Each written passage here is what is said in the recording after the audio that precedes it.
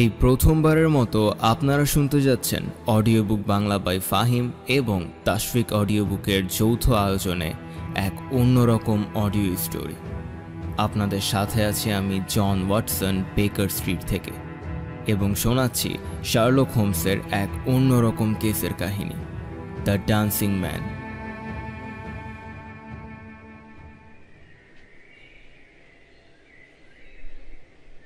এই নাও একটা হেয়ালি, বলো দেখি এর মাথা মুন্ডু কিছু ধরতে পারছো কিনা। একটা কাগজ টেবিলের ওপর ফেলে দিল হোমস। তারপর ঘুরে বসে হোমস তার রাসায়নিক পরীক্ষায় ব্যস্ত হয়ে পড়ল। কাগজটার উপর আঁকা অদ্ভুত চিত্রটার দিকে তাকিয়ে অবাক হয়ে গেলাম আমি। বললাম, আরে এ তো দেখছি ছেলে মানুষই আঁকিবুকি। তাই নাকি?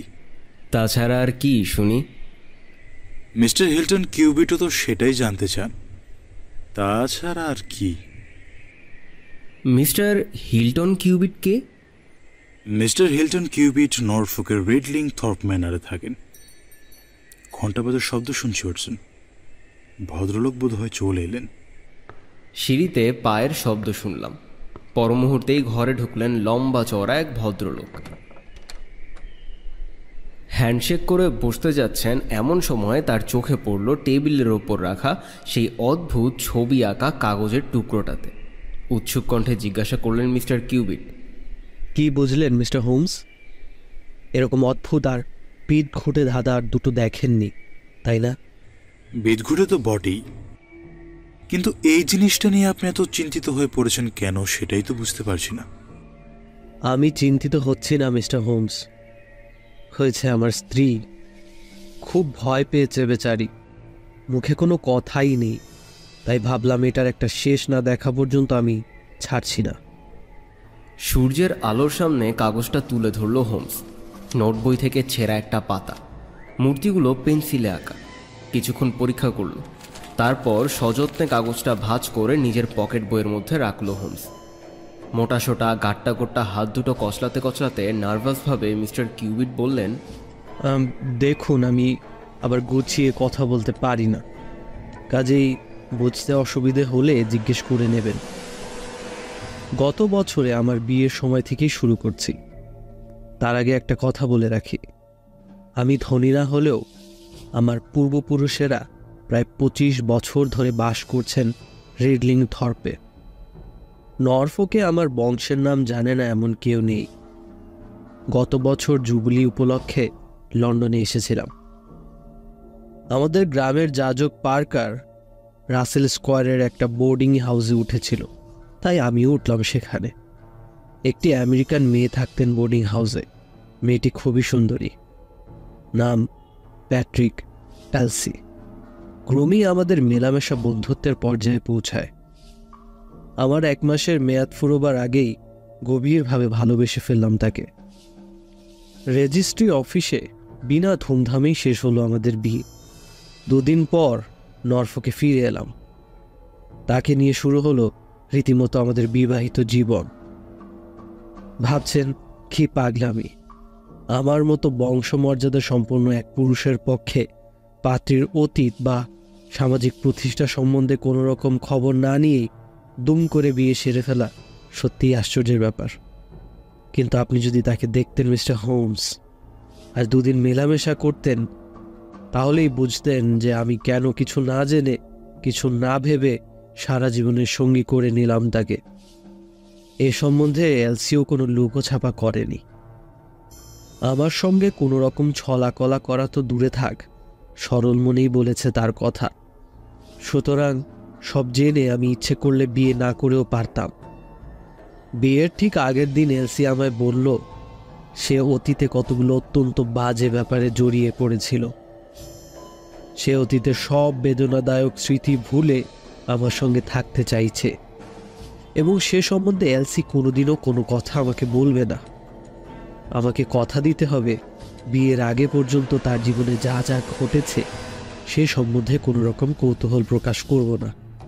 এই শর্ত যদি কঠিন বলে মনে হয় তবে তাকে যেন বিয়ে না করি। সেদিন মেনে নিয়েছিলাম তার শর্ত, আর আজ পর্যন্ত আমার কথা আমি রেখেছি। যাই হোক, বিয়ের পরে 1 বছর কেটে গেছে। সুখে শান্তিতে ভরে উঠেছিল আমাদের দাম্পত্য জীবন।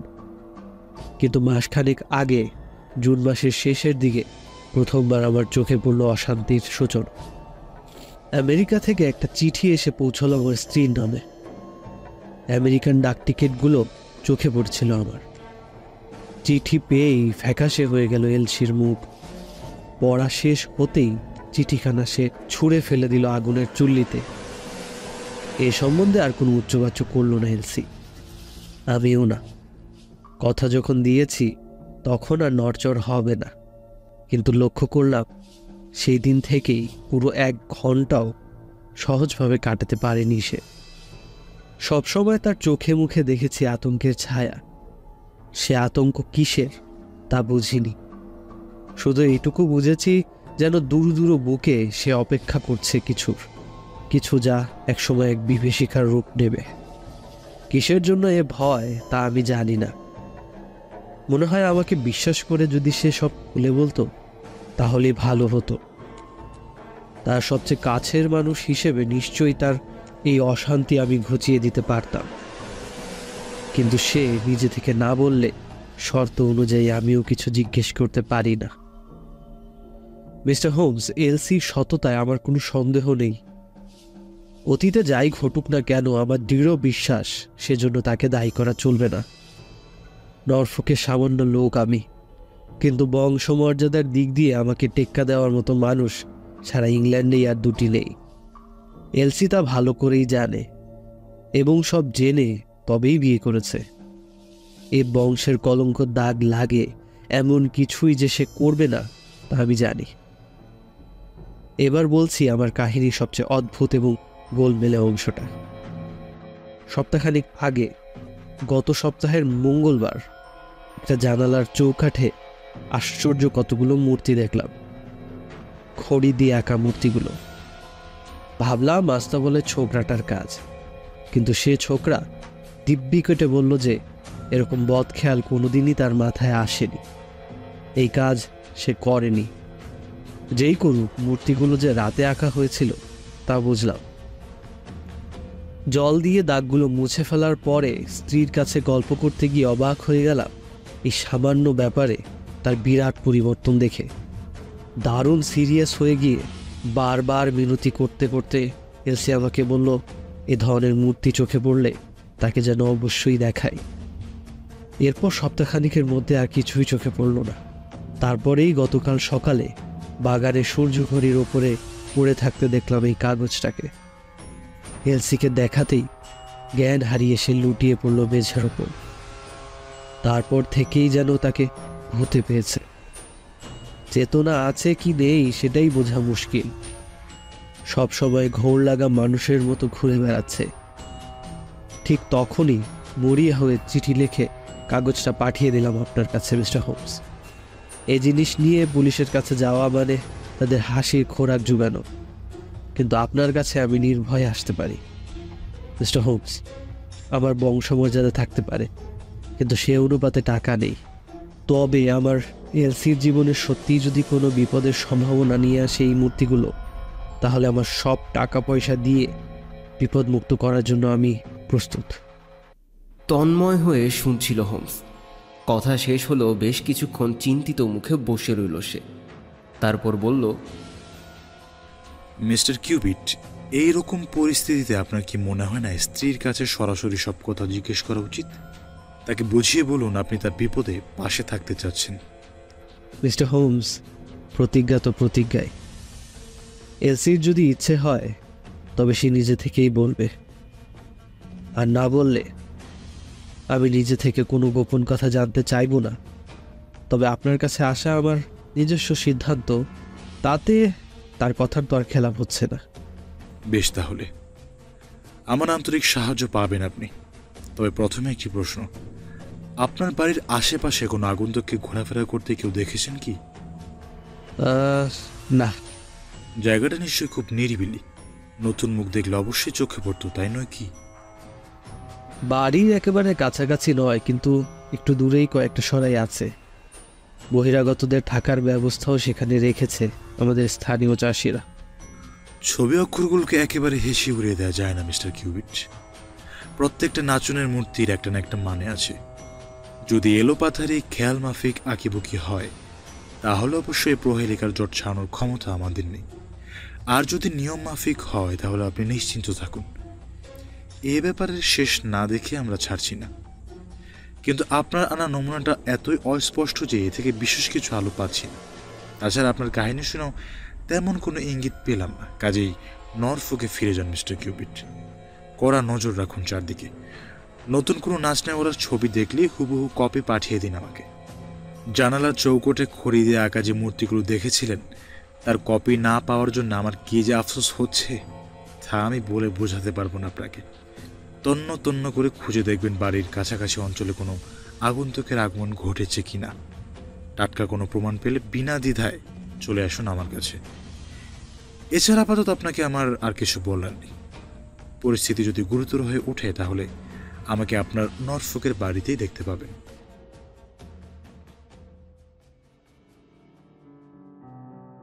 এই সাক্ষাতের পর থেকে কটা দিন গভীর চিন্তায় তন্ময় হয়ে থাকতে দেখলাম শার্লক হোমসকে।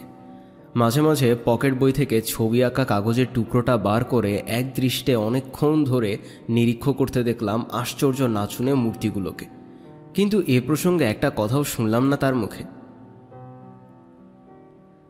আনুমানিক দিন 15 পর মিস্টার কিউবিট ফিরে এলেন। আর্ম চেয়ারে অবসন্ন শরীর এলিয়ে দিয়ে মিস্টার কিউবিট বললেন, মিস্টার হোমস, আমার নার্ভ আর সহ্য করতে পারছে না। আপনার সঙ্গে দেখা করে ফিরে যাওয়ার পরের দিন সকালে প্রথমেই যে জিনিসটা দেখলাম তা হলো এই নতুন মূর্তিগুলোর ছবি।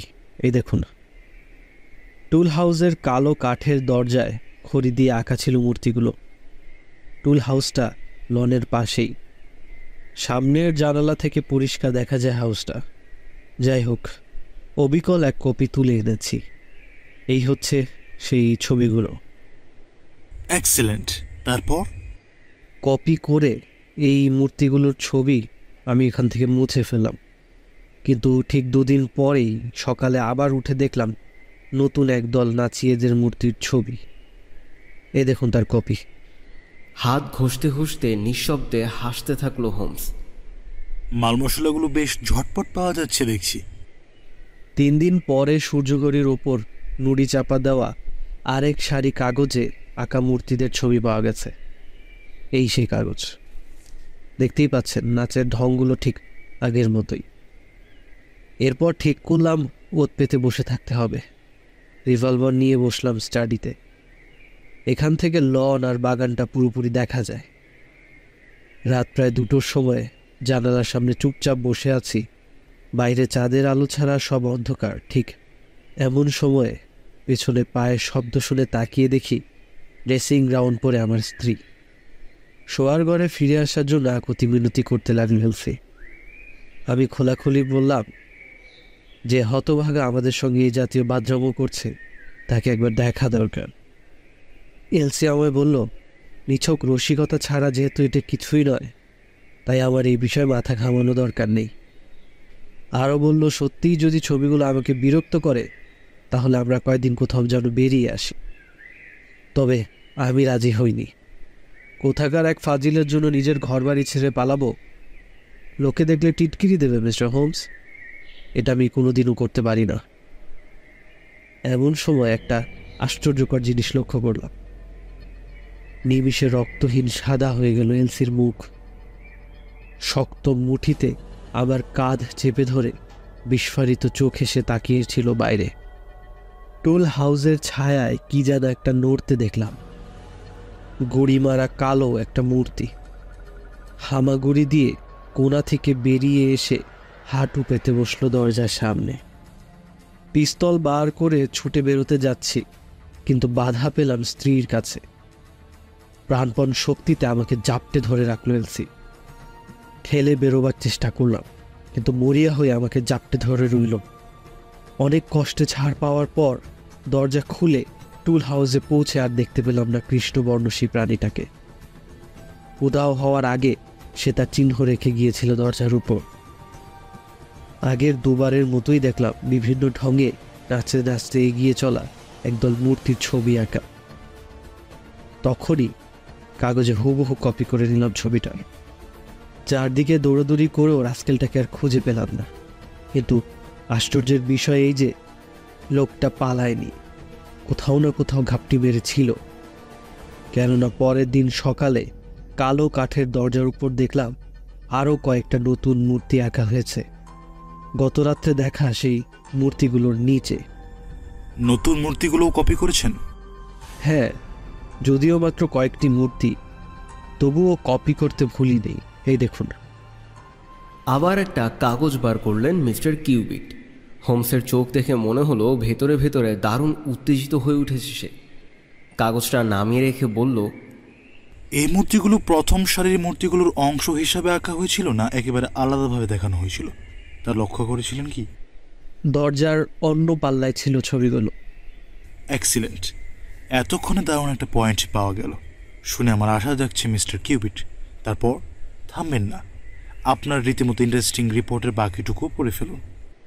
আর বিশেষ কিছুই বলার নেই মিস্টার হোমস। সে রাতে আমি স্ত্রীর উপর খুব রেখে গিয়েছিলাম আমাকে আটকে রেখে রাস্কেলটাকে পালিয়ে যেতে দেওয়ার জন্য। আমাকে জপ্টে ধরে না রাখলে ওই ফাজিলটাকে আমি জন্মের মতো একটা শিক্ষা দিতাম। এলসি শুধু কাঁদো কাঁদো ভাবে বলল আমি যেন বিপদে না পড়ি, তাই সে আমাকে আটকে রেখেছে। এক মুহূর্তের জন্য আমার মনে হয়েছিল ব্যাপারটা ঠিক উল্টো। আমি নয়, এলসির ভয় লোকটা পাছে বিপদে পড়ে। কেননা এলসি যে সেই নিশাচর মূর্তিটাকে চেনে আর বিদঘুটে নিশানগুলোর মানে জানে, সে বিষয়ে আমার কোনো সন্দেহ নেই। কিন্তু ওর স্বরে এমন এক সুর আছে, ওর চোখে এমন এক দৃষ্টি আছে যে এরকম সন্দেহ মনে এলেও তা টেকে না। আমার বিশ্বাস এলসি সত্য কথাই বলেছে। আমার মঙ্গলের জন্যই আমাকে ওভাবে আটকে রেখেছিল বেচারি। আমার রিপোর্ট শেষ মিস্টার হোমস, এখন প্রয়োজন আপনার পরামর্শের। আমার ইচ্ছে বাড়ির আশপাশে জনছয়েক ছোকরাকে পাহারায় বসায়, রাস্কেলটাকে ধরে বেশ উদ্ধম মধ্যম দিলেই হবে। স্বপ্নেও আর এ মুখ হবে না হতভাগা। অত সোজা দাওয়াইয়ে এ কেসের সুরাহা হবে না মিস্টার কিউবিট। কাগজগুলো রেখে যান, খুব শিগগিরই আপনার ওখানে আসছি, তখনই আপনার কৌতূহল খানিকটা মেটাতে পারবো বলে আশা করছি। মিস্টার হিল্টনের চওড়া পিঠ দরজার আড়ালে যাওয়া মাত্রই হোমস ছিলেছেঁড়া ধনুকের মতো লাফিয়ে উঠে টেবিলের সামনে বসে মেলে ধরল কাগজগুলো। তারপর শুরু হলো অত্যন্ত জটিল এবং সূক্ষ্ম গণনার পালা। পুরো 2 ঘন্টা ধরে রাশি রাশি অঙ্ক আর অক্ষর নিয়ে তন্ময় হয়ে কাগজের পর কাগজ ভরিয়ে চলল হোমস। তারপর খসখস করে লেখা হলো সুদীর্ঘ একটা টেলিগ্রাম। আমার দিকে ফিরে বলল, ওয়াটসন, আমি যা ভাবছি টেলিগ্রামের উত্তর যদি সেটা সমর্থন করে, তাহলে একটা আকর্ষণীয় কেসের বিবরণ লেখার জন্য তৈরি থেকো। কিন্তু 2 দিন কেটে গেল অধীর প্রতীক্ষায় টেলিগ্রামের উত্তর এসে পৌঁছল না। এই 2 দিন দরজায় সামান্য শব্দ শুনলেই কান খাড়া করে বসে থাকত হোমস। দ্বিতীয় দিনের সন্ধ্যায় একটা চিঠি এসে পৌঁছলো হিল্টন কিউবিটের কাছ থেকে। খবর সব ভালো। সেদিনই সকালে সূর্যঘড়ির নিচে মস্ত লম্বা একটা নাচিয়েদের শাড়ি পাওয়া গেছে। কপিটা চিঠির সঙ্গে এসেছিল। বেশ কয়েক মিনিট বিদঘুটে মূর্তিগুলোর উপর ঝুঁকে রইল হোমস। তারপরেই হঠাৎ করে তড়াক করে লাফিয়ে উঠেই এক চিৎকার। শুনেই বুঝলাম হোমস যেমন অবাক হয়েছে তেমনি হতাশ হয়েছে। দারুণ উদ্বেগে চোখ মুখের ভাবও পাল্টে গেল। ওয়াটসন, শুধু শুধু দেরি করে ব্যাপারটাকে অনেক দূর গড়িয়ে এনেছি। আজ রাতে নর্থ ওয়ালসামের দিকে কোনো ট্রেন আছে? টাইম টেবিল উল্টে দেখে বললাম, লাস্ট ট্রেনটা এই মাত্র ছেড়ে গেল। তাহলে কাল ভোরে উঠে ব্রেকফাস্ট খেয়েই ছুটতে হবে স্টেশনের দিকে। যেভাবেই হোক প্রথম ট্রেন ধরে যত তাড়াতাড়ি পারি নরফোকে পৌঁছতে হবে আমাদের ওয়াটসন। এই তো এসে গেছে টেলিগ্রামটা। যা ভেবেছিলাম তাই। খবরটা পাওয়ার পর উদ্বেগ আরো বেড়ে গেল। আমাদের উচিত যত তাড়াতাড়ি সম্ভব সেখানে যাওয়া আর গিয়ে মিস্টার হিল্টন কিউবিটকে সব জানানো। ব্যাপারটা উনি যতটা সহজ ভেবেছেন ততটা সহজ নয়। অত্যন্ত সাংঘাতিক বিপদের জালে জড়িয়ে পড়েছেন ভদ্রলোক। নর্থ ওয়েলসামে সবে নেমেছি। এমন সময় স্টেশন মাস্টার হন্তদন্ত হয়ে ছুটে এসে আমাদের জিজ্ঞাসা করলেন, আপনারা নিশ্চয়ই ডিটেকটিভ, তাই না? লন্ডন থেকে আসছেন? আপনার এরকম ধারণার কারণ? কেননা এইমাত্র ইন্সপেক্টর মার্টিন এসে পৌঁছালেন। আপনারা অবশ্য সার্জনও হতে পারেন, তবে মেয়েটি মরেনি, মানে একটু আগে পর্যন্ত শুনলাম সে বেঁচে আছে। আপনারা তাড়াতাড়ি গেলে হয়তো প্রাণটা রক্ষা পাবে, কিন্তু তাতে লাভই বা কি? শেষ পর্যন্ত ফাঁসি কাটে তো ঝুলতে হবেই। উদ্বেগে কালো হয়ে উঠল হোমসের মুখ। আমরা রিডলিং থর্প ম্যানারে যাব বলে এসেছি, কিন্তু কি ব্যাপার বলুন তো? সিরিয়াস কিছু ঘটেছে নাকি? ব্যাপারটা শুধু সিরিয়াস নয়, অনেক ভয়ানকও। একই রিভলভার দিয়ে পরপর গুলি করা হয়েছে দুজনকে। গুলি চালিয়েছেন মিসেস কিউবিট নিজে, প্রথমে স্বামীর ওপর, তারপর নিজের ওপর। মিস্টার কিউবিট মারা গেছেন, মিসেসের অবস্থা খুবই খারাপ। কি সর্বনাশ! নরফোকের এত নাম করা বনেদি বংশের কি হাল! আর দ্বিতীয় শব্দটি উচ্চারণ না করে একটা ভাড়াটে গাড়িতে চেপে বসল হোমস। দীর্ঘ 7 মাইল পথে একবারও মুখ খুলতে দেখলাম না তাকে। একেবারে গন্তব্যে পৌঁছানোর পর মুখ তুলল। গাড়ি বারান্দার দিকে যেতে টেনিস লনের পাশে লক্ষ্য করলাম অদ্ভুত এক কাহিনীর সঙ্গে বিজড়িত কালো রঙের টুল হাউস আর বেদিওয়ালা সূর্য ঘড়িটা। 2 চাকার একটা উঁচু ঘোড়ার গাড়ি থেকে সবেমাত্র চালক চতুর চেহারার চটপটে খর্বকায় একটি পুরুষ নেমে দাঁড়িয়েছেন। মোম দিয়ে পাকানো গোপ নেড়ে নিজের পরিচয় দিলেন নরফোক কনস্টেবুলারির ইন্সপেক্টর মার্টিন বলে। বন্ধুবরের নাম শুনে কিন্তু রীতিমতো আশ্চর্য হয়ে গেলেন ইন্সপেক্টর। অবাক কাণ্ড দেখছি।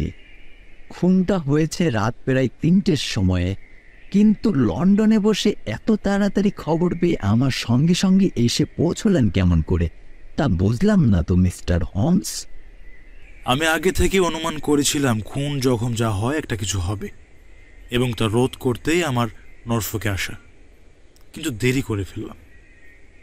তাহলে অনেক খবরই রাখেন আপনি। আমি তো মশাই ভেবেই পাচ্ছি না কি করে শুরু করা যায় তদন্ত। মিস্টার এবং মিসেস কিউবেটর দাম্পত্য প্রেমের কথা কে না জানে বলুন? প্রমাণ শুধু একটাই পেয়েছি আমি, এবং তা হচ্ছে নাচি এদের মূর্তি। সব কথা আমি পরে খুলে বলবো। ইন্সপেক্টর মার্টিন বুদ্ধিমান মানুষ। হোমসকে তার খুশি মতো কাজ করতে দিয়ে নিজে শুধু ফলাফলগুলো সযত্নে নোট করে নিতে লাগলেন। মিসেস হিল্টন কিউবিটের ঘর থেকে একজন সাদা চুল প্রবীণ ভদ্রলোক এসে খবর দিলেন ভদ্রমহিলার আঘাত সিরিয়াস, কিন্তু মারাত্মক নয়। শুনলাম ভদ্রলোক এই অঞ্চলেরই সার্জন। আরও বললেন বুলেটটা গেছে মগজের সামনের দিক দিয়ে এবং খুব তাড়াতাড়ি জ্ঞান ফিরে আসার কোনো সম্ভাবনাও নেই। মিসেস কিউবিট নিজেই নিজেকে গুলি করেছেন না অন্য কেউ তাকে গুলি করেছে, এই প্রশ্নের উত্তরে কোনো মতামত প্রকাশ করতে রাজি হলেন না এই ভদ্রলোক। বুলেটটি অবশ্য ছোড়া হয়েছে খুব কাছ থেকে। ঘরের মধ্যে পাওয়া গেছে শুধু একটা পিস্তল, 2টো ব্যারেল, তার খালি। মিস্টার হিল্টন কিউবিটের হৃৎপিণ্ড এফোর হয়ে গেছে গুলিতে।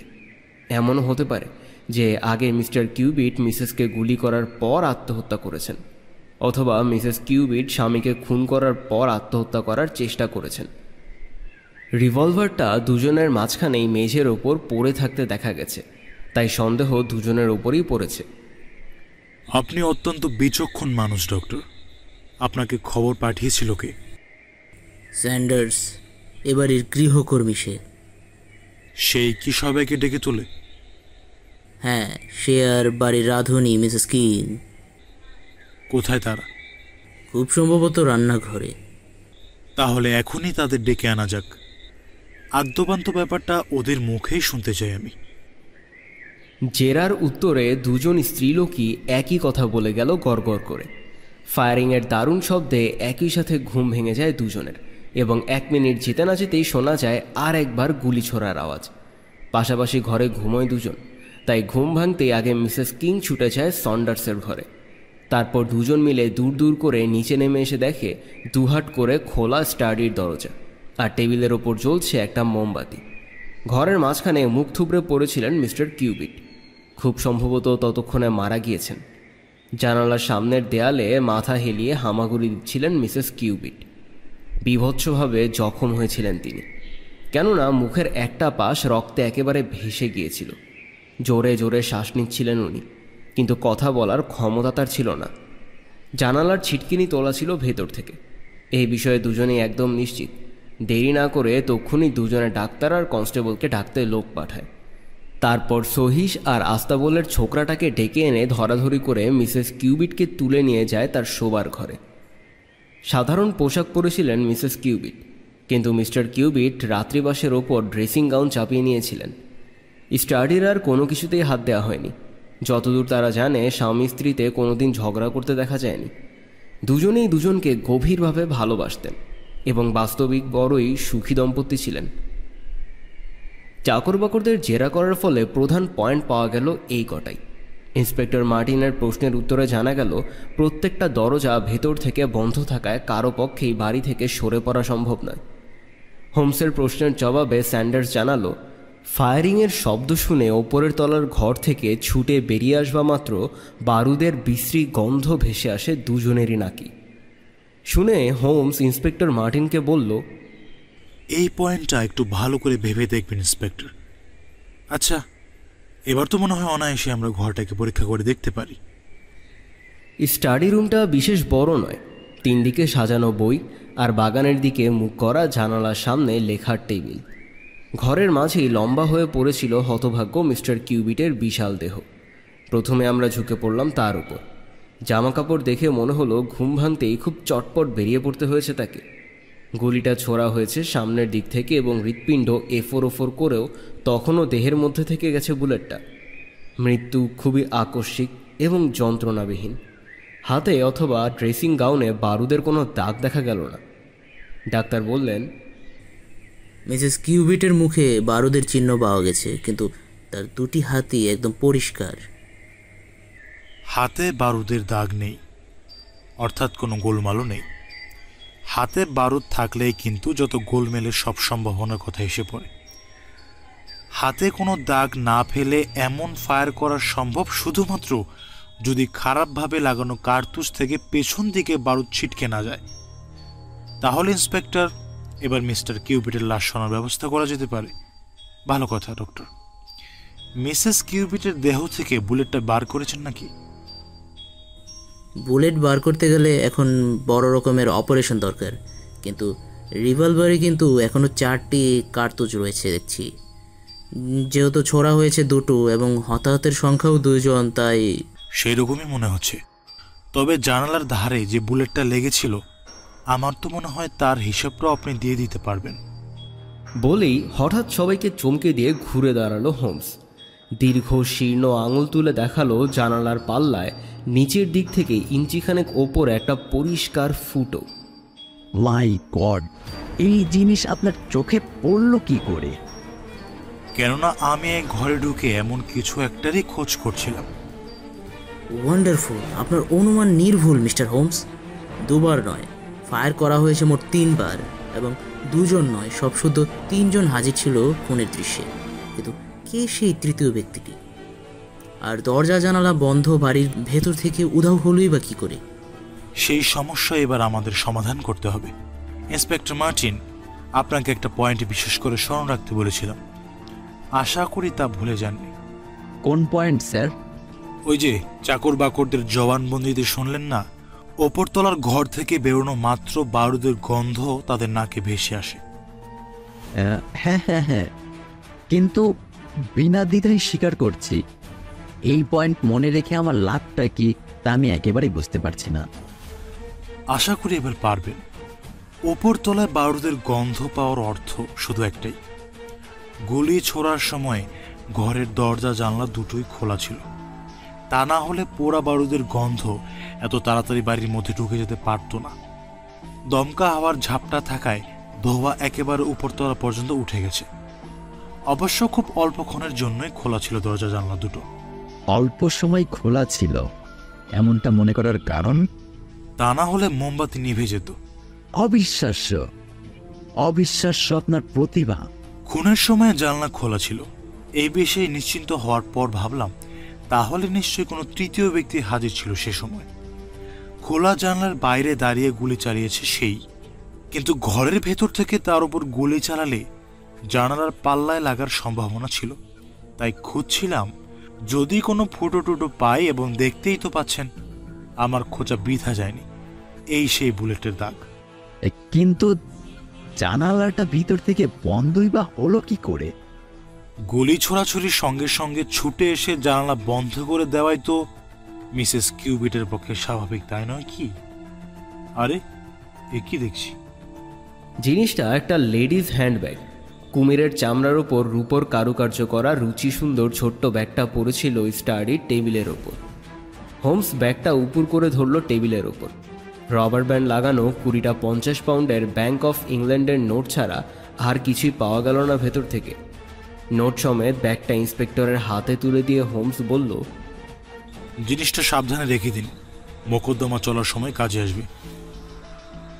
এবার 3 নম্বর বুলেটের রহস্য নিয়ে একটু মাথা ঘামানো যাক। কাঠের টুকরোটা যেভাবে উড়ে গেছে আর চোঁচগুলো যেদিকে মুখ করে রয়েছে তা থেকে স্পষ্ট দেখা যাচ্ছে যে গুলিটা ছোড়া হয়েছে ঘরের ভেতর থেকে। এ সম্পর্কে মিসেস কিং এর সঙ্গে আলোচনা করা দরকার। এই যে মিসেস কিং, তখন বলেছিলেন ফায়ারিং এর দারুণ আওয়াজে ঘুম ভেঙে গিয়েছিল আপনার। এ কথা বলার মানে কি? আপনার কি মনে হয় দ্বিতীয় শব্দের চেয়ে অনেক জোরালো হয়েছিল প্রথমটা? কোন আওয়াজটা বেশি আর কোনটা কম তা বলা কঠিন, তবে স্যার আওয়াজটা বেশ জোরে বলেই মনে হয়েছিল। দুটো রিভলভার থেকে একসঙ্গে গুলি ছোড়া হয়েছিল এমন মনে হয়েছে? আসলে তা তো বলা মুশকিল। হ্যাঁ, তাই হয়েছে। এই বিষয়ে আমার কোনো সন্দেহ নেই। ইন্সপেক্টর মার্টিন, আমার তো মনে হচ্ছে এই ঘরে আর কিছু করার নেই আমাদের। এবার চলুন বাগানটা ঘুরে দেখা যাক, যদি নতুন কিছু প্রমাণ পাওয়া যায়। স্টাডির জানালার ঠিক নিচেই ফুলের চওড়া ঝোপটার কাছাকাছি এসেই আমরা প্রত্যেকেই চিৎকার করে উঠলাম মহা উল্লাসে। ঝাড়া ফুলগুলোকে কে যেন নির্দয়ভাবে মারিয়েছে। নরম মাটির ওপর তারই অগণিত পায়ের ছাপ। ছাপগুলো পুরুষের পায়ের। অদ্ভুত রকমের লম্বা, আঙুলগুলো ছুঁচলো। ঘাসপাতা নেড়ে উল্টে ফু দিয়ে এমন কাণ্ড জুড়ে দিল হোমস যেন মুখ দিয়ে লালা ঝরিয়ে শিকারি কুকুর হয়ে খুঁজছে শিকারটিকে। তারপরেই দারুণ খুশির চিৎকার ছেড়ে তরাক করে দাঁড়িয়ে উঠল সে। হাতে তার পেতলের তৈরি ছোট্ট একটা সিলিন্ডার। যা ভেবেছিলাম তাই। রিভলভারটা ইনজেক্টর ছিল, তাই খালি খোলটা ছিটকে পড়েছে এখানে।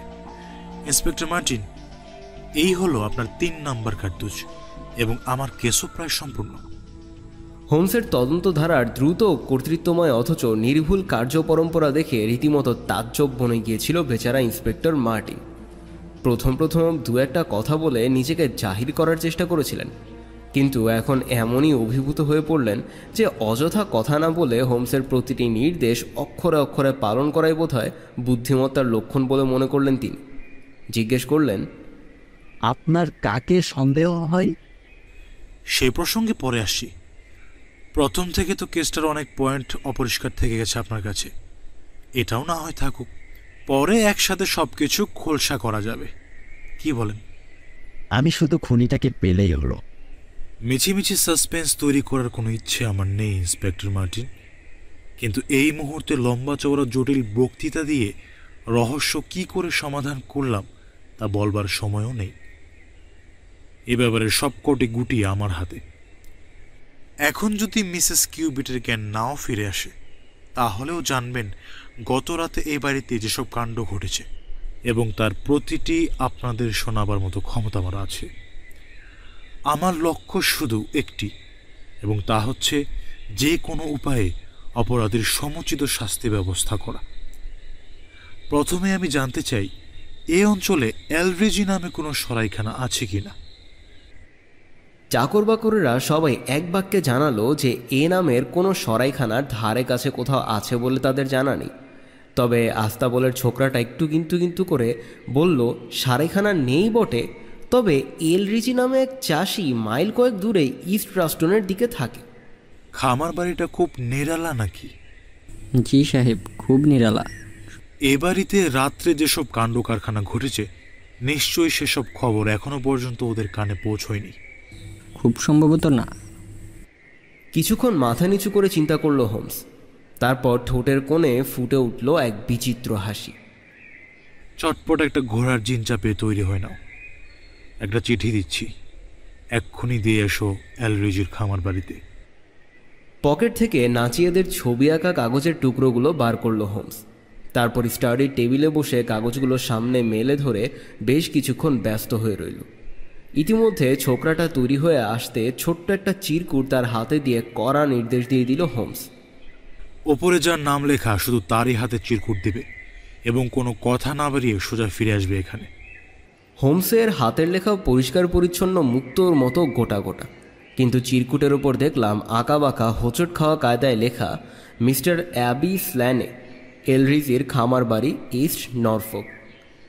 ইন্সপেক্টর মার্টিনকে হোমস বলল, আমার অনুমানই যদি সত্যি হয়, আমার গণনা যদি নির্ভুল হয়, তাহলে অত্যন্ত বিপজ্জনক প্রকৃতির একটা লোককে আপনাকে হাতকড়া লাগিয়ে হাজতে ঢুকানোর ব্যবস্থা করতে হবে। সুতরাং আমার মনে হয় আপনি এখনই একটা টেলিগ্রাম পাঠিয়ে দিন আরও পাহারাদারের জন্য। এই ছোকরাই আগে টেলিগ্রামটা পৌঁছে দিয়ে তারপর চিঠি নিয়ে রওনা হবে এলরিজির খামার বাড়িতে।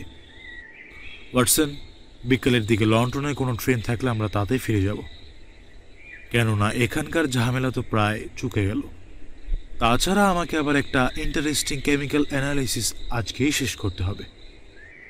চিরকুট নিয়ে ছোকরাটা রওনা হয়ে যাওয়ার পর হোমস চাকর বাকরদের ডেকে কড়া হুকুম দিয়ে দিল, যদি আগন্তুক এসে মিসেস কিউবিটের সঙ্গে দেখা করতে চায় তাহলে তাকে তার অবস্থা সম্বন্ধে কোনো খবর না জানিয়ে যেন সোজা নিয়ে আসা হয় ড্রয়িং রুমে। বারবার এই কটা পয়েন্টেই এমনভাবে জোর দিয়ে বোঝাতে লাগলো হোমস যে দেখে শুনে মনে হলো অনেক কিছুই নির্ভর করছে এর উপর। তালিম দেওয়া শেষ হলে হোমস এবার পড়ল আমাদের নিয়ে। বলল, হাতের তীর যতক্ষণ না লক্ষ্যে গিয়ে বিঁধছে ততক্ষণ ড্রয়িং রুমে বসে গল্প করা যাক। সবাইকে নিয়ে এসে বসলো বসবার ঘরে। রোগী দেখার দেরি হয়ে যাচ্ছিল বলে আগেই ডাক্তার বিদায় নিয়েছিলেন, কাজেই আসর জমিয়ে বসলাম আমি, হোমস আর ইন্সপেক্টর মার্টিন। টেবিলের কাছে চেয়ারটা টেনে নিয়ে পকেট হাতড়ে নাচুনেদের বিদঘুটে মূর্তি আঁকা কাগজগুলো বার করলো হোমস। তারপর টেবিলের ওপর মেলে ধরে বলল, ঘণ্টাখানেক সময় যাতে ভালোভাবে কাটে সে ব্যবস্থা করছি। স্বীকার করতে লজ্জা নেই, এই জাতীয় হেয়ালে আমার কাছে একেবারে নতুন। এ পদ্ধতির আবিষ্কর্তা যে হোক না কেন, তার মূল উদ্দেশ্য হচ্ছে মূর্তিগুলো যে আসলে ছদ্মবেশী অক্ষর তা যেন কেউ ধরতে না পারে এবং ছোটদের এলোমেলো আঁকিবুকি ভেবে উড়িয়ে দেয়। মূর্তিগুলো যে আসলে অক্ষরের প্রতীক তা জানার পর সব সাংকেতিক লিপির মূল নিয়মটি খাটাতেই জলের মতো সরল হয়ে এলো হেয়ালের অর্থ। প্রথম বার্তাটি আমার হাতে আসার পর দেখলাম খবরটা অত্যন্ত ছোট, যদিও এত ছোট খবর থেকে বিশেষ কিছু জানা সম্ভব নয়। তবুও ওদের মধ্যে একটা প্রতীকের অর্থ যে ই, সে সম্বন্ধে আমার খুব বেশি সন্দেহ ছিল না। জানেন তো, ইংলিশ বর্ণমালার ই এর ক্ষমতা সবচেয়ে বেশি, এমনকি একটা ছোট বাক্যের মধ্যেও বেশ কয়েকবার দেখতে হয় ই এর শ্রীমুখ। প্রথম খবরটায় 15টা প্রতীকের মধ্যে 4টে প্রতীক হুবহু এক। সুতরাং এই প্রতীকের অর্থ যে ই, তা ধরে নিলে খুব বেশি অযৌক্তিক হয় না। অবশ্য মাঝে মাঝে প্রতীকটার হাতে নিশান দেখা গেছে, কিন্তু নিশানওয়ালা মূর্তিগুলো পাশাপাশি নেই, ছড়িয়ে আছে সমস্ত খবরটার মধ্যে। সুতরাং আমরা যদি অনুমান করি নিশান মূর্তি দিয়ে আসলে এক একটা বাক্যের সমাপ্তি চিহ্নিত করা হয়েছে, তাহলে ভুল হওয়ার সম্ভাবনা খুব বেশি থাকে না। মাথায় অনুমানটা আসার পরেই দেখলাম ই অক্ষরের প্রতীক হলো এই মূর্তিটা। এ পর্যন্ত হলো বেশ, কিন্তু ঝামেলা শুরু হলো এর পরেই। ই এর পরেই কোন ইংলিশ অক্ষরটির জোর বেশি এই সম্বন্ধে কেউই কোনো পাকাপাকি সিদ্ধান্তে আসতে পারেনি। আপনি হয়তো দেখলেন একটা পাতার মধ্যে ই এর পরেই অমুক অক্ষর গড়ে সবচেয়ে শক্তিশালী, তারপরে আবার দেখলেন একটা ছোট বাক্যের মধ্যেই সে অক্ষরটিকে দাবিয়ে দিয়েছে আরও কয়েকটা অক্ষর ঘন ঘন তাদের শ্রীমুখ দেখিয়ে। মোটামুটিভাবে বলতে গেলে T, A, O, I, N, S, H, R, D আর এলকে সংখ্যাগরিষ্ঠতার দিক দিয়ে এভাবে পরপর সাজানো যায়। এদের মধ্যে আবার টি, এ, ও আর আই এত ঘেঁষাঘেঁষি যে কে বেশি পাওয়ারফুল তা বলা মুশকিল। তাই নতুন খবরের অপেক্ষায় রইলাম। মিস্টার হিলটন কিউবিটের সাথে আমার দ্বিতীয়বার মোলাকাত হওয়ার পর পেলাম দুটো ছোট সেন্টেন্স আর একটা খবর। খবরটায় কোনো নিশান না থাকায় একটা গোটা শব্দ বলেই মনে হলো। এই দেখুন প্রতীকগুলো, যেটাকে একটা শব্দ বলে মনে হয়েছে তার মধ্যে ই এসেছে দুবার দ্বিতীয় স্থানে, আর চতুর্থ স্থানের শব্দটার মোট অক্ষর সংখ্যা 5। ফলে শেভার, লেভার অথবা নেভার শব্দটা ব্যবহার করা যেতে পারে কোনো কাকুতি মিনতির উত্তরে, এবং এক্ষেত্রে এই অনুমানটাই স্বাভাবিক এই কারণে এর আগে মিস্টার কিউবিটের মুখে যা সব শুনেছি তাতে মনে হয় মিসেস কিউবিটের কোনো চিঠির উত্তরে নেভার শব্দটা লিখে গেছে আততাই। ধরে নিলাম এটাই সঠিক। তাহলে এন, ভি আর আর প্রতীক দাঁড়াচ্ছে যথাক্রমে এটি, এটি এবং এটি। তখনও কিন্তু আমার মুশকিল আসান হয়নি। ঠিক এমন সময় একটা কথা মাথায় আসতেই খানিকটা আলোর মুখ দেখলাম। হাতে তখন বেশ কয়েকটা চিঠি রয়েছে। ভাবলাম আততায়ী যদি মিসেস কিউবিটের পূর্ব পরিচিত হয় এবং অতীত জীবনের সাথে ঘনিষ্ঠভাবে জড়িত থাকে, তাহলে যে 5 অক্ষরওয়ালা শব্দের মধ্যে 2 অক্ষরই ই, সেগুলো দিয়ে নিশ্চয়ই লেখা হয়েছে এলসি নামটাকে। পরীক্ষা করে দেখলাম 3 বার খবরের উপসংহারে এমন প্রতীক শব্দ ব্যবহার করা হয়েছে। কাজেই খবরগুলো যে এলসির উদ্দেশ্যে সে বিষয়ে সন্দেহ না থাকাই ভালো। এমনই করে পেলাম এল, এস আর আইকে। কিন্তু এ কি ধরনের খবর? এ কি আকুতি না শুধুই আদেশ? এলসির ঠিক আগের 4 অক্ষরওয়ালা শব্দটার শেষে দেখলাম ই। মনে হলো শব্দটা কাম হওয়াই উচিত। যতগুলো 4 অক্ষরওয়ালা শব্দের শেষে ই আছে সব কটাতেই চোখ বুলালাম, কিন্তু বিশেষ সুবিধা হলো না। কাজেই সি ও এম হাতের মুঠোয় আসায় আবার পড়লাম প্রথম খবরটাকে নিয়ে। ছোট ছোট শব্দে ভাগ করে ফেললাম খবরটাকে। যে যে অক্ষর বুঝিনি তাদের জায়গায় শূন্যস্থান রাখলাম। এইভাবে পেলাম M gap, E R F gap, E S L gap, N E gap. এখন প্রথম অক্ষরটা এ না হয়ে যায় না। এইটুকু বাক্যের মধ্যেই 3 বার ব্যবহার করা হয়েছে একই প্রতীককে। দ্বিতীয় শব্দে এইচকে অনুমান করে নেওয়া চলে। তাহলে বাক্যটা দাঁড়ালো এইরকম, am here A dot E স্ল্যানি। নামের শেষটায় ওয়াই বসায় স্বাভাবিক, তাহলে পাচ্ছি am here A dot E স্ল্যানি। হাতে অনেকগুলো অক্ষর এসে যাওয়ায় অকুতভয়ে এবার পড়লাম 2 নম্বর খবরটাকে নিয়ে। প্রতীক ছদ্মবেশে খসিয়ে দেখা গেল খবরটা দাঁড়াচ্ছে এইরকম, এলভি গ্যাপ ইএস। ভেবেচিন্তে দেখলাম ফাঁকা স্থানে জি বসানো যায়, তাহলেই মোটামুটি একটা মানে পাওয়া যায় খবরটা। এলভ্রিজিস। এলভ্রিজিস নামটা নিশ্চয়ই কোনো বাড়ি বা সরাইখানার নাম। লোকটা আস্তানা গেড়েছে ওইখানে।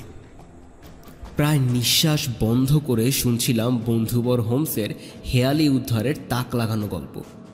জলের মতো পরিষ্কার করে এত বড় কঠিন সমস্যাকে বুঝিয়ে দিল হোমস। সামান্য কতগুলি নাচুনে মূর্তি, কিন্তু তাদের অঙ্গভঙ্গিরও এত অর্থ। ইন্সপেক্টর বললেন, তারপর স্যার? আবে স্ল্যানি যে আমেরিকান সে সম্বন্ধে আমার বিশেষ সন্দেহ ছিল না 2টি কারণে। প্রথমত, আবে নামটার চলন আমেরিকাতেই আছে। দ্বিতীয়ত, আমেরিকা থেকে আসা একটা চিঠি মিসেস কিউবিটের হাতে পড়তেই যত গোলমালের সূত্রপাত। তাছাড়া এ ব্যাপারে গোপন রহস্যটাও যে অপরাধ সংক্রান্ত, আমার এমন বিশ্বাস হওয়ারও যথেষ্ট কারণ ছিল। অতীতের উল্লেখ এবং স্বামীর কাছে সব কথা চেপে যাওয়া শুধু এই 2টো প্রমাণে কি এজন্য যথেষ্ট নয়? কাজেই টেলিগ্রাম পাঠালাম উইলসন হ্যারগ্রিভকে। উইলসন আমার বন্ধু, নিউ ইয়র্ক পুলিশ ব্যুরোর একজন হোমরা চোমরা। লন্ডনের অপরাধ জীবন সম্বন্ধে আমার সামান্য জ্ঞানকে বহুবার উইলসন কাজে লাগিয়েছে। উইলসনকে জিজ্ঞেস করলাম অ্যাবে স্ল্যানি নামটা ওর চেনা কিনা। উত্তরে উইলসন লিখেছে শিকাগোর সবচেয়ে বিপজ্জনক খুনে বদমাশ। এই খবর যেদিন পেলাম সেদিন সন্ধ্যায় হিলটন কিউবিকের কাছ থেকে পেলাম তার শেষ বার্তা। অক্ষর পরিচয় আগেই ঘটেছে, তার ধাঁধার জট ছাড়াতেই খবরটা দাঁড়ালো এইরকম: lc.re.are.to meet THYCO PRD বসাতেই সম্পূর্ণ হলো খবরটা। পরে আতকে ওঠার যথেষ্ট কারণ ছিল। প্রথমত এইটুকু বুঝলাম যে কাকুতি মিনতি ছেড়ে ভয় দেখানো শুরু করেছে আমাদের নিশাচর আততায়ী। দ্বিতীয়ত শিকাগোর এই প্রকৃতির লোক সম্বন্ধে আমি একটু আধটু খবর রাখি, তাই লোকটা যে আর অনর্থক দেরি না করে চটপট কথা মতো কাজ শুরু করে দেবে তা বুঝলাম। তৎক্ষণাৎ সহকর্মী বন্ধু ওয়াটসনকে নিয়ে চলে এলাম নরফোকে, কিন্তু এত করেও শেষ রক্ষা করতে পারলাম না। প্ল্যাটফর্মে পা দিয়েই শুনলাম যা হবার তা হয়ে গেছে গত রাতেই। জানালা দিয়ে দেখলাম লম্বা লম্বা পা ফেলে দরজার দিকে আসছেন এক দীর্ঘকায় পুরুষ। গায়ের রং ময়লা হলেও ভদ্রলোক সুদর্শন। পরনে ধোয়াটে ফ্ল্যানেলের স্যুট, মাথায় পানামা হ্যাট, মস্ত বড় লম্বা নাকটা সামনের দিকে একটু বাঁকানো, গালে চিবুকে চাপদারি, হাতে চকচকে ছড়ি। স্বচ্ছন্দভাবে ছড়ি ঘুরাতে ঘুরাতে তার হাঁটার ভঙ্গিমা দেখে মনে হলো যেন এ বাড়ির মালিক সেই। তারপরে শুনলাম জোর ঘণ্টাধ্বনি, যেন এক মুহূর্ত আর দেরি সইছে না তার। হোমস শান্তভাবে বলল, এবার আমাদের দরজার পেছনে দাঁড়াবার সময় হয়েছে। এই ধরনের বিপজ্জনক লোককে বাগে আনতে হলে একটু সাবধান হওয়া ভালো। ইন্সপেক্টর, হাত করা বার করে রাখুন, কথা যা বলার আমিই বলবো। পুরো একটা মিনিট নিঃশব্দে দাঁড়িয়ে রইলাম তিনজন। তুচ্ছ একটা মিনিট, কিন্তু তবুও তো কোনোদিন ভোলা যায় না। খুলে গেল দরজা, ঘরে ঢুকলো লোকটা। পলকের মধ্যে হোমস পিস্তল ঠেকালো তার মাথায়, আর মার্টিন কবজিতে এঁটে দিলেন হাত করা। সমস্ত জিনিসটা এত তাড়াতাড়ি, এত নিপুণভাবে শেষ হয়ে গেল যে বিরাটাকায় লোকটা কিছু বোঝবার আগেই অসহায় হয়ে পড়ল। জ্বলন্ত কালো চোখে একে একে আমাদের ওপর দৃষ্টি বুলিয়ে নিল সে। আর তারপরেই এক অট্ট হাসি, তিক্ত হাসিতে ব্যর্থতার জ্বালা। গুড জব জেন্টলম্যান, এবার দেখছি আপনারা এক হাত নিলেন আমার ওপর। বড় কঠিন ঠাই মনে হচ্ছে। যাই হোক, মিসেস হিটসন কিউবিটের একটি চিঠি পেয়ে আমি এসেছি।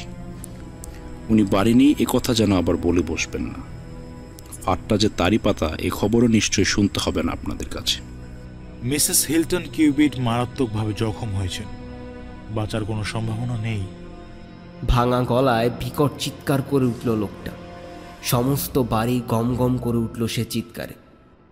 কি আবল তাবল বলছেন আপনি? ওর গায়ে কোনো আঁচড়ই লাগেনি, লেগেছে ওই লোকটার বুকে। এলসিকে কেন জখম করতে যাব আমি? ভয় দেখাতে পারি, কিন্তু ওর ওই রেশম হালকা চুলে স্পর্শ করার দুঃসাহসও নেই আমার। ফিরিয়ে নিন এসব বাজে কথা। বলুন তার কোনো আঘাত লাগেনি?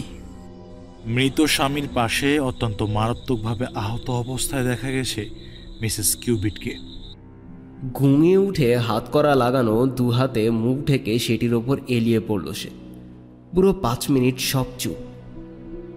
এতটুকু স্পন্দন শব্দ শুনতে পেলাম না তার দিক থেকে। তারপর মুখ থেকে হাত নামিয়ে চোখ তুলল সে। মুখ দেখে মনে হলো যেন চকিতে কোনো বিশাল আগুনের শিখা নিভে গেছে। তার যত সাহস, শক্তি আর আত্মবিশ্বাসের দীপশিখা হারিয়ে গেছে গভীর নিরাশায়। নিরুত্তাপ স্বরে কথা বলল সে। জেন্টলম্যান, কিছুই আর লুকোবো না। আমি যদি তাকে গুলি করে থাকি তবে সেও পাল্টা গুলি করেছিল আমাকে। সুতরাং এতে খুন টুন কিছু নেই। যদি ভেবে থাকেন এলসিকেও জখম করেছে আমি, তাহলে বলবো আমার সম্বন্ধে কিছুই জানেন না আপনারা। এ দুনিয়া আমার চাইতে তাকে বেশি ভালোবেসেছে এমন কোনো পুরুষ কোনোদিনই ছিল না, এখনও নেই। তার উপর আমার দাবি সবচেয়ে বেশি। অনেক বছর আগে আমার বাগদত্তা হয়েছিল সে। আপনারাই বলুন, আমাদের মধ্যে ইংলিশ ম্যানটার কি আসার অধিকার আছে? আবার বলছি, সে আমার। আমি এসেছিলাম আমার সেই দাবি নিয়ে। হোমস কঠিন কণ্ঠে বলল, আপনার স্বরূপ প্রকাশ পেতে গা ঢাকা দিয়েছিল আপনার বাগদত্তা। আপনার হাত থেকে নিষ্কৃতি পাওয়ার জন্যই আমেরিকা থেকে পালিয়ে ইংল্যান্ডে এসে একজন ভদ্রলোককে বিয়ে করেছিলেন তিনি। আপনার সঙ্গে উদাও হতে রাজি হননি তিনি, তাই শেষ পর্যন্ত হিলটন কিউবিটের মতো অভিজাত পুরুষকে বিদায় নিতে হয়েছে এই দুনিয়া থেকে। তার স্ত্রীকে করতে হয়েছে আত্মহত্যা। মিস্টার অ্যাবিসল্যানি, এইসব কিছুর পেছনে আপনিই দায়ী এবং এই সকল কর্মকাণ্ডের উত্তর আপনাকে দিতে হবে। এলসি যদি মারা যায় আমি জাহান্নামে যেতেও পরোয়া করি না। তার হাতের মুঠোয় দলা পাকানো সেই চিরকুটে চোখ পড়ল। হোমসের পাঠানো সেই চিরকুট বাঘের মতো ধারালো চোখে বলল, এই যে মিস্টার, এ সম্পর্কেও গালগপ্পা ছাড়বেন নাকি? এদিকে তো বলছেন মারাত্মকভাবে জখম হয়েছে এলসি। তাই যদি হয় তবে এই চিরকুট কার লেখা শুনি? কাগজের দলাটাকে টেবিলের উপর ছুঁড়ে ফেলে দিল সে। আপনাকে আনার জন্যে আমি লিখেছি। আপনি লিখেছেন? জয়েন্টের বাইরে তামাম দুনিয়ায় আর কারো পক্ষে নাচিয়ে মূর্তিদের রহস্য জানা সম্ভব নয়। আপনি লিখেছেন কি করে? আজকের যা প্রথম আবিষ্কার, কালকে তা পুনরাবিষ্কার। পৃথিবীর ইতিহাসে এ ধরনের নজিরের তো অভাব নেই মিস্টার স্ল্যানি। যাই হোক, আপনার এখন করণীয় শুধু একটি, সারা দুনিয়াকে আপনি জানিয়ে দিন যে কোনো মতোই কোনো দিক দিয়েই কিউবিট পরিবারের এই শোচনীয় পরিণতির জন্যে মিসেস হিলটন কিউবিটকে দায়ী করা চলে না। খুব ভালো কথা বলেছেন। আমার এখন উচিত বিনা দ্বিধায় সত্যকে স্বীকার করা। আপনি নিশ্চিন্ত থাকুন মিস্টার, আমি তা করব। ইন্সপেক্টর মার্টিন ঝাঁঝালো কণ্ঠে বললেন, আমি আগে থেকেই সাবধান করে দিচ্ছি, আপনার প্রতিটি কথা আপনার বিরুদ্ধেই ব্যবহার করব আমরা। দু কাজ ঝাঁকিয়ে স্ল্যানি বলল, সেটুকু ঝুঁকি না হয় নিলামে। জেন্টলম্যান, প্রথমে আপনাদের জানিয়ে রাখি, এলসি যখন শিশু তখন থেকে আমি তাকে চিনি। শিকাগোর একটা দলে সবসুদ্ধ 7 জন ছিলাম আমরা। এলসির বাবা ছিল জয়েন্টের মাথা, ক্ষুরোধর লোক ছিল বুড়ো প্যাট্রিক। নাচিয়েদের বিটকুটে মূর্তি দিয়ে চিঠি লেখার কায়দা আবিষ্কার করেছিল সেই। হেয়ালির চাবিকাঠিটা জানা না থাকলে ছেলে মানুষে আঁকিঝুঁকি বলে উড়িয়ে দেওয়াই স্বাভাবিক, এবং এতদিন তাই হয়েছেও। যাক, এলসি আপনাদের কাজকর্ম কিছু শিখে নিয়েছে, কিন্তু এসব সহ্য না হয় নিজের জমানো কিছু টাকা নিয়ে সে আমাদের সবার চোখে ধুলো দিয়ে পালিয়ে এলো লন্ডনে। এলসি আমার বাগদত্তা। যদি এ পেশা ছেড়ে সৎপথে রোজগার করতাম তাহলে নিশ্চয়ই সে বিয়ে করতো আমায়। ইংলিশম্যানের সঙ্গে তার বিয়ে হয়ে যাওয়ার পর তার ঠিকানা পৌঁছলো আমার হাতে। চিঠি লিখলাম কিন্তু উত্তর এলো না। বাধ্য হয়ে আসতে হলো নিজেকে। চিঠি লিখে কোনো ফল হতো না, তাই যাতে তার চোখে পড়ে এমনি জায়গায় সাংকেতিক ভাষায় খবর পাঠাতে শুরু করলাম। প্রায় মাসখানেক হলো এসেছি এখানে। এলরিজির খামার বাড়িটা ডেরা বানিয়েছিলাম প্রথম থেকেই। নিচের ঘরে থাকতাম। রাতের আধারে গা ঢেকে যখন খুশি বেরোতাম। কাকপক্ষীও কোনো দিন টের পায়নি। এলসিকে বার করে আনার সব রকম চেষ্টাই করেছিলাম আমি। খবরগুলো যে তার নজর এড়াচ্ছে না তা বুঝলাম একদিন, যেদিন আমার খবরের নিচেই দেখলাম তার হাতে লেখা একটা লাইন। তখনই মেজাজ খারাপ হয়ে গেল আমার। শুরু হলো ভয় দেখানোর পালা। এবার একটা চিঠি পেলাম ওর কাছ থেকে।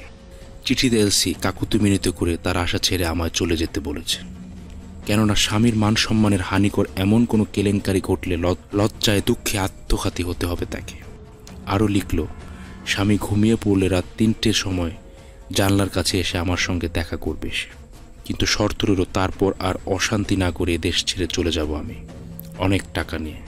রাতে নেমে এলো এলসি, টাকা দিতে চেষ্টা করলো। এতেই খেপে গেলাম আমি। খপ করে হাত ধরে এক হ্যাচ কাটানের জানলা দিয়ে বাইরে টেনে আনার চেষ্টা করতে হাতের রিভলভার নিয়ে তীর বেগে ঘরে ঢুকলো তার স্বামী। এলসি মেঝেতে বসে পড়েছিল। মুখোমুখি দাঁড়ালাম দুজনে। আমার উদ্দেশ্য ছিল রিভলভার বের করে ভয় দেখিয়ে সরে পড়া, কিন্তু সেই মুহূর্তে গুলি চালালো লোকটা। আমিও পলক ফেলার আগেই ট্রিগার চাপলাম। মেঝেতে লুটিয়ে পড়ল সে। বাগানের উপর দিয়ে সরে পড়ার সময় পেছন থেকে জানলা বন্ধ করার শব্দ শুনলাম।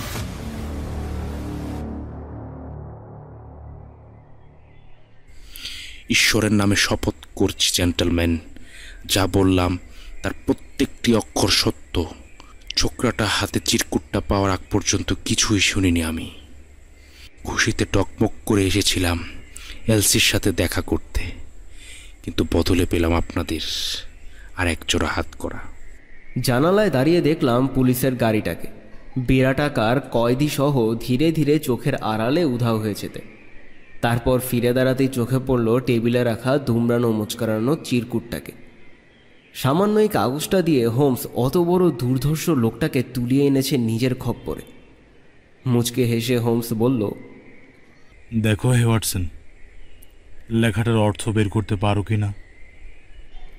হাতে নিয়ে দেখলাম বিচিত্র আরেকটি চিঠি। অক্ষরের বালাই নেই, শুধু নেচে কুদে এগিয়ে যাওয়া একশায়ী মূর্তি।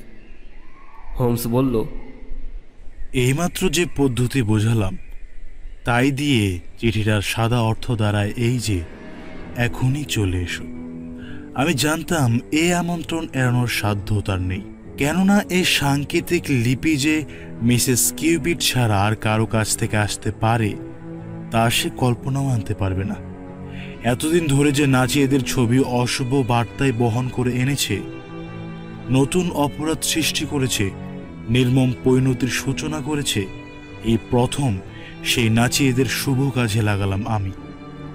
মহা কেলেঙ্কারির সম্ভাবনা থেকে দূরে সরিয়ে আনলাম পতিব্রতা মিসেস হিলটন কিউবিটকে।